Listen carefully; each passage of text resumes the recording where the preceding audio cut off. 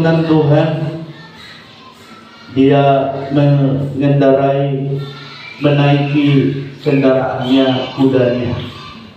Lalu kudanya ini membawa dia kepada tujuan yang sudah direncanakan. Tapi di tengah jalan, kuda ini bertemu dengan satu malaikat. Setelah kuda ini melihat ada malaikat di situ yang menghadang perjalanan mereka, karena memang Tuhan tidak mengizinkan mereka harus pergi dan melewati tempat itu. Tetapi si bapak ini terus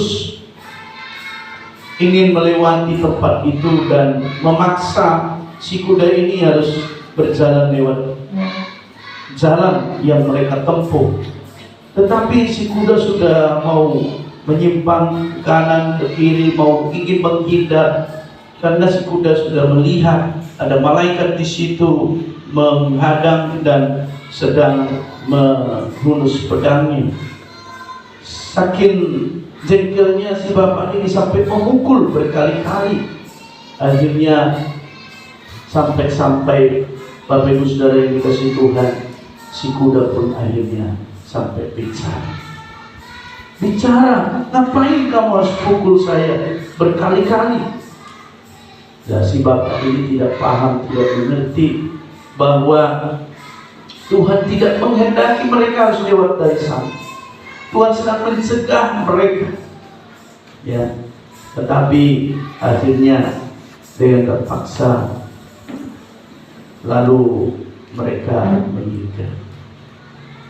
Tuhan mulai bicara dan si bapak ini mulai mengerti bahwa Tuhan tidak berkenan mereka harus pergi. Cerita ini tentunya untuk membuka pemikiran kita bahwa ketika kita tidak mau mengerti Tuhan, mendengar suara Tuhan, tidak taat dan tidak setia untuk meninggikan Tuhan, memprioritaskan Tuhan, memuliakan Tuhan, meninggikan nama Yesus di atas segala sesuatunya. Artinya kita mau berjalan di dalam pimpinan dan tuntunan Tuhan, maka Tuhan bisa pakai hewan untuk memuliakan namanya. Ketika Yesus juga sedang berjalan di Yerusalem, lalu dia meminta kepada murid-muridnya untuk melepaskan keledai yang tertambat itu.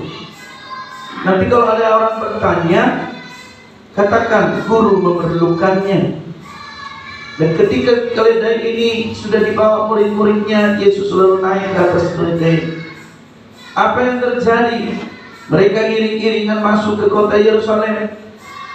Dan luar biasa, sebelum hari kematiannya dia ditangkap dan disalibkan. Dia sedang dipermuliakan oleh Bapa. Semua yang ada di sana, putri-putri Yerusalem dan juga orang-orang yang menyambut kedatangan Yesus, bersorak hosana bagi Tuhan, dan membawa kain-kain ungu dan meletakkan di jalan di mana mereka sedang berjalan, daun-daun palem untuk meninggikan Tuhan. Dan kita perhatikan di sana keledai, hewan yang begitu tidak terlalu mahal dan berharga, yang ditunggangi Yesus, itu juga menerima kemuliaan Tuhan. Kenapa?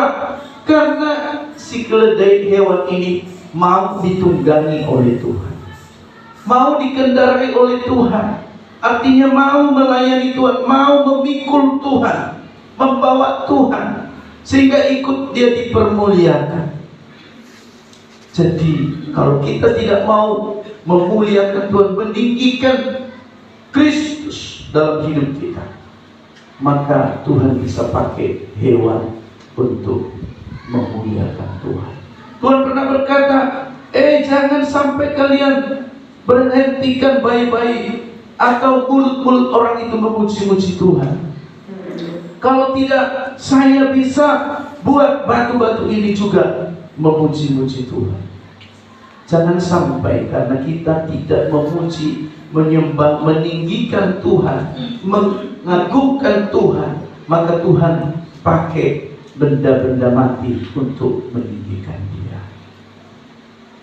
Oleh karena itu tema kita pada pagi hari ini, tinggikan salib Kristus maka hidup. Mari kita tinggikan salib Tuhan, pengorbanan Kristus, kematian Kristus untuk kita hidup. Sebab Yesus hidup bangkit